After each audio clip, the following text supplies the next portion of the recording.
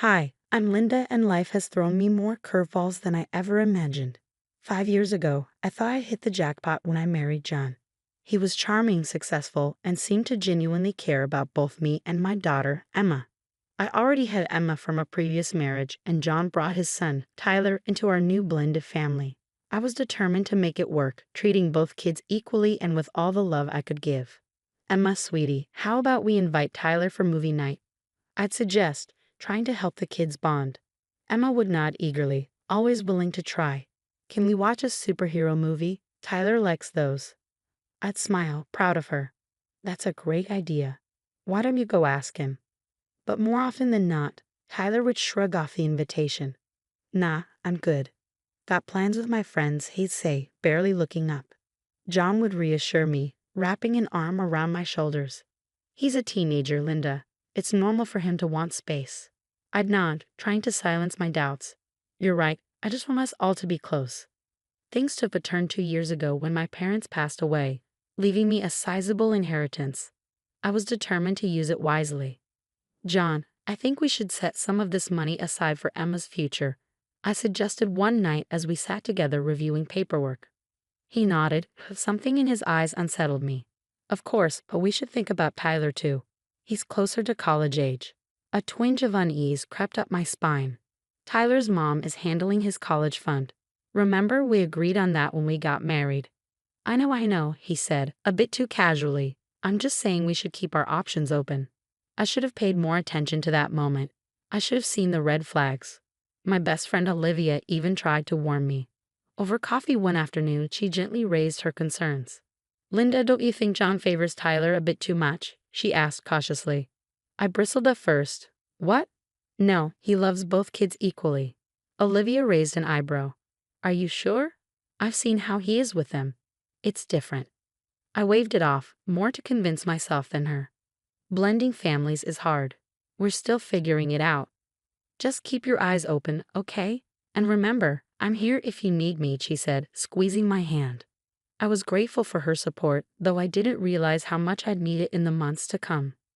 As time went on, a nagging feeling grew inside me. Something was off with our finances. Bills I thought I paid were showing up overdue, and our savings seemed to be shrinking faster than I could explain. John, have you noticed anything strange with our bank statements? I asked one evening. He barely looked up from his phone. No, everything seems fine. Why? I don't know, something just feels off. He finally met my eyes, his expression unreadable. You worry too much, Linda. I've got everything under control. I wanted to believe him, but then I found it, a withdrawal for $5,000 that I hadn't made. My heart raced as I dug deeper. The more I looked, the worse it got. Multiple large withdrawals, passwords changed without my knowledge. Panic set in. That night, I called Olivia. Liv, I think something's really wrong, I said, my voice shaking.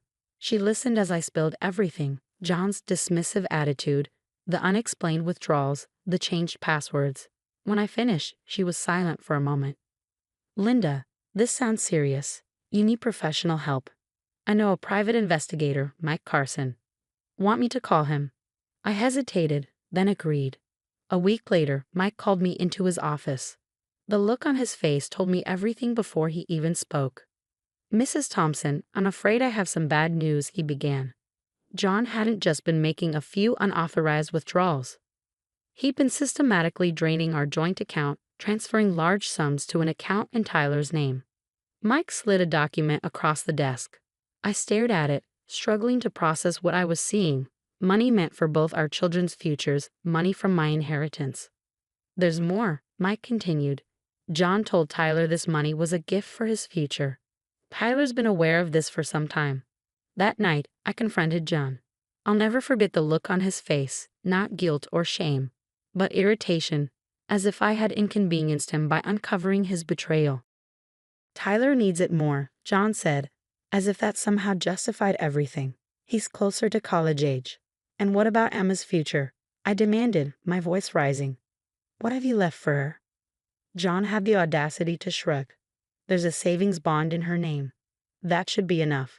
I was speechless, but the betrayal ran deeper than I could have imagined. Over the next few days, I uncovered even more lies. Friends started reaching out, concerned about things John had apparently been saying about me. He'd been painting me as unstable, unreasonable, a bad mother. And Emma, my sweet Emma, had been caught in the middle. John had been manipulating her, making her keep secrets from me. As the full extent of John and Tyler's deception became clear, I felt a rage I had never known before. Sitting in my car outside our house, a house that no longer felt like home, I made a decision.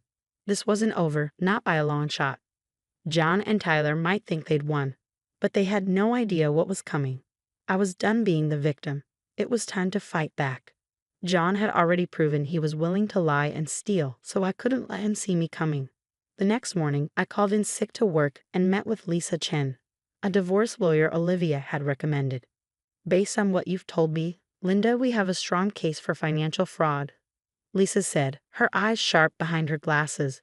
But we'll need ironclad evidence. Can you access all your financial records? I nodded, determination hardening inside me. I'll find a way. At home, I played the role of the dutiful wife, pretending I'd moved past my suspicions. John bought it hook, line, and sinker. I'm glad you've come around, honey, he said one night, kissing my cheek. I knew you'd understand eventually. I forced a smile, bile rising in my throat. Of course, dear. I trust you. Meanwhile, I was gathering evidence as if my life depended on it.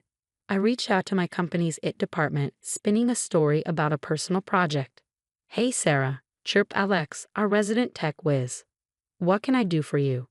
I'm working on tracking some old transactions for a side gig, I lied smoothly. Any tips on how to trace digital money transfers? Alex's eyes lit up.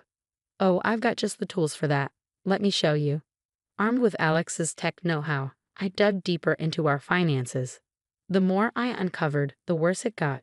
John hadn't just been stealing from me, he'd been cooking the books at his own company too. That night, I anonymously tipped off John's company about the embezzlement. This wasn't about revenge, it was about justice. A few days later, all hell broke loose. John came home in a panic, his face ashen. Sarah, we need to talk, he said, his voice shaking. I steel myself. This was it. Yes, we do, John. He launched into a frantic explanation about misunderstandings and mistakes, begging for my help to cover his tracks. But I'd had enough of the lies. Stop, John, I said, my voice cold. I know everything. The money you stole from our account, from my inheritance, the lies you've been telling about me, the way you've manipulated Emma, and now your little embezzlement scheme at work. John's face crumpled. He fell to his knees, grabbing my hands. Sarah, please, I'm so sorry. I'll make it right, I swear. We can fix this together. I pulled my hands away. Fix this, John. You've stolen our daughter's future. You've lied to my face for months. You've tried to turn our friends against me. There's no fixing this. But I love you, he pleaded, tears in his eyes. We can start over. Please just give me another chance. No, John, I said, my voice steady. It's too late for that. We're done. As I walked away, I felt a weight lift off my shoulders. The road ahead would be hard. But for the first time in months, I could see a future where Emma and I were free from lies and betrayal. The next few weeks were a whirlwind. I remember sitting at the kitchen table, Emma working on her homework beside me, when my phone buzzed with a news alert, local accountant under investigation for major fraud. The headline screamed at me. My hands shook as I read the article. Emma looked up, concern in her eyes. Mom, what's wrong? I forced a smile. Nothing, sweetie, just some work stuff. But I couldn't shield her from the truth for long. The police got involved, freezing John's assets, and Tyler's, too. That same day, I filed for divorce, citing financial abuse and fraud. Lisa, my lawyer, was a godsend through it all. We've got him, Sarah, she said, her voice fierce. He won't get away with this. As the truth came to light, our friends and family were stunned. I'll never forget the look on my in-laws' faces when they learned what their son had done. We had no idea, John's mother sobbed. Sarah, we're so sorry. Tyler, confronted with the reality of his part in his father's schemes, tried to backpedal. He showed up at our door one day, all bravado gone. Sarah, I swear I didn't know where the money was coming from, he pleaded. I just shook my head. Save it, Tyler. You're old enough to know right from wrong. The hardest part was telling Emma. We sat her down one evening, and I explained as gently as I could about her father's betrayal. "But why, Mom?" she asked, tears streaming down her face. "Why would Dad do this?" I pulled her close. "I don't have Sweetie, but we're going to be okay. I promise." I enrolled Emma in therapy to help her cope with the upheaval. 2 years later, life looks very different. I'm thriving in my career, having earned a promotion last month. Emma, now 12, is excelling in school and has found a passion for soccer. "Mom, did you see that goal I scored?" she yelled, running off the field after a game. I scooped her up in a hug. "I sure did, champ. You were amazing." John is serving time for his crimes, financially ruined. I've heard through the grapevine that Tyler is struggling, working a minimum wage job and living with his mother. As for me, I feel vindicated, stronger than I ever thought possible. Emma and I have built a stable, loving home, free from the toxic influences of our past. Looking back on this journey, I realized that while the betrayal nearly broke me, it also revealed my resilience. Emma and I faced the storm together, and we've come out stronger on the other side. Our future is bright, filled with love, trust, and endless possibilities. And that's a happy ending I never saw coming. Now I have a question for you. If you were in my shoes, would you have given John a second chance? Or do you believe some betrayals are too deep to forgive, even when it comes to family? Share your thoughts in the comments below.